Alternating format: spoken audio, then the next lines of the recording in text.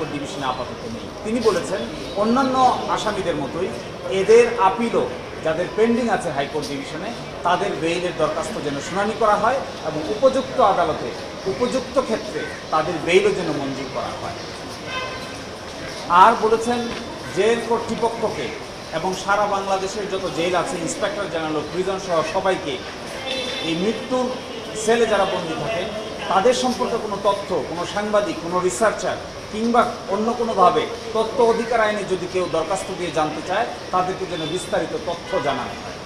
এবং supreme court এবং high court রেজিস্ট্রিকে direction দিয়েছেন তাদের কাছেও এই ধরনের তথ্য, কতজনের মৃত্যুদণ্ড হচ্ছে, কতজনের কমিউট হচ্ছে, কতজনের মৃত্যুদণ্ড লাঘব হচ্ছে, কতজনের ডেথ পেনাল্টি বহাল থাকছে, এই ব্যাপারে তথ্য অধিকার আইনে কোনো ব্যক্তি যদি দরখাস্ত দেন, সাংবাদিকরা দেন, আইনজীবীরা দেন, তাদেরকে যেন এই তথ্য সাপ্লাই করা হয়। এবং বলেছেন সুপ্রিম কোর্টের ওয়েবসাইটে এই সংক্রান্ত রিপোর্ট পাবলিশ করার জন্য সুপ্রিম কোর্টের অ্যানুয়াল রিপোর্টে এই ডেথ সেন্টেন্সের যারা সাজাপ্রাপ্ত তাদের বিস্তারিত রিপোর্ট যেন সুপ্রিম কোর্টের ওয়েবসাইটে প্রকাশ করা হয় পরিসংখ্যান দিয়ে।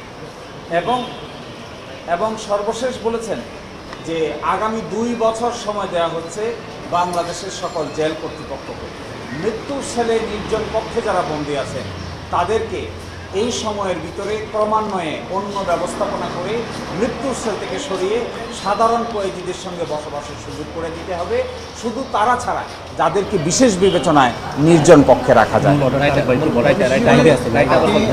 আর মূল অর্ডারটা এটাই বলা হয়েছে কোর্টের পক্ষ থেকে যে মৃত্যুদণ্ডের সাজা চূড়ান্ত হওয়ার পূর্বে কাউকে মৃত্যুর সেলে নির্জন কক্ষে রাখা যাবে না। এই চূড়ান্ত হওয়া বলতে বোঝানো হয়েছে হাইকোর্ট ডিভিশন, আপিল বিভাগ, আপিলের রিভিউ এবং মহামান্য রাষ্ট্রপতির কাছে ক্ষমা প্রার্থনার যে দরখাস্ত আছে এগুলো নিষ্পত্তি হওয়ার পরেই একজনকে নির্জন কক্ষে কন্ডেম সেলে কনফাইন করে সলিটারি কনফাইনমেন্টে রাখা যাবে। অন্যথায় শুরুতেই মৃত্যুদণ্ডাদেশ হয়েছে ট্রায়াল কোর্টে, এই জন্যই কাউকে নির্জন কক্ষে বন্দী রাখা যাবে না।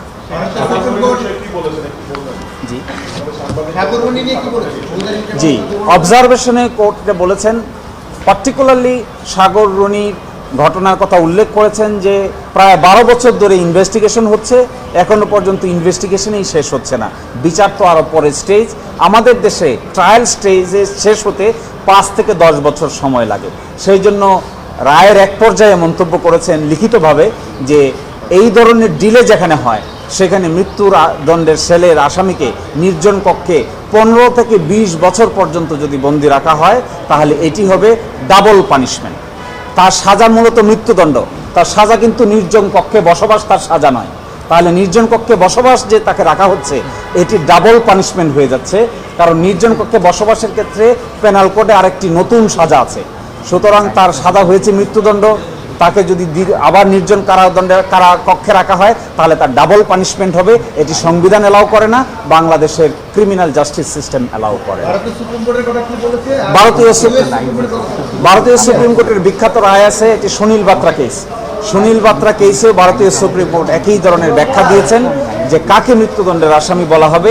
এইটি আমাদের হাইকোর্ট ডিভিশন আলোচনা করে বলেছেন যে ভারতীয় সুপ্রিম কোর্টের এই রায় আমাদের এই রায় প্রদানের ক্ষেত্রে প্রাসঙ্গিক ভূমিকা পালন করছে, এটার পারসুয়েসিভ ভ্যালু আছে, এই আলোচনা করেছেন।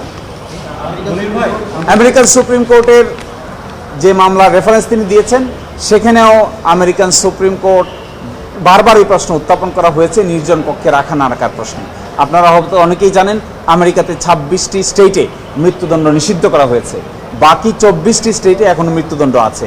এই জন্য কিছু কিছু জায়গায় দীর্ঘদিন মৃত্যুর সেলে রাখা হয়, কিন্তু অনেক সময় শেষ পর্যন্ত মরেটোরিয়াম বলে, ওরা মরেটোরিয়াম, মৃত্যু কার্যকর করে না, এভাবেই রেখে দেয়। ভাই, এখন রাষ্ট্রপতির ক্ষমা ঘোষণার পর বা ক্ষমা রিজেক্ট করার পরে আইন অনুযায়ী ফাঁসি কার্যকর হওয়ার মানে কতদিন তাহলে সেলে রাখার সুযোগ পাচ্ছে? জি, রাষ্ট্রপতির কাছে ক্ষমা অ্যাপ্লিকেশন বা প্রাণ ভিক্ষার অ্যাপ্লিকেশনটা যদি রিজেক্ট হয়ে যায়, নামঞ্জুর হয়ে যায়, তাহলে জেল কোড অনুযায়ী 15 দিন, বর্তমান যে জেল কোড প্রপোজ করেছে তাতে 15 দিন তাকে সুযোগ দিতে হবে, তারপরে কার্যকর করতে হবে। সুতরাং সলিটারি কনফাইনমেন্টে রাখা 5 থেকে 10 বছর, 5 থেকে 6 বছর হাইকোর্ট ডিভিশন, আপিল বিভাগে প্রায় 8 বছর, রিভিউ নিষ্পত্তি হতে আরও প্রায় 3 থেকে 4 বছর, প্রায় 15 থেকে 20 বছরের যে লম্বা সময় নির্জন কক্ষে রাখা হয়, এটি রাখার কোনো সুযোগ আইনগতভাবে আর থাকলো না। 2 বছর সময় দিয়েছে।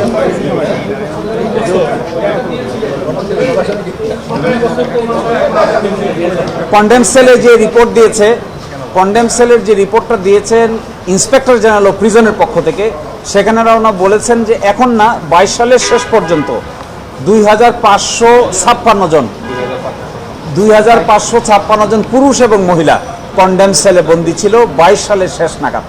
এরপরের তথ্য আপাতত আমাদের কাছে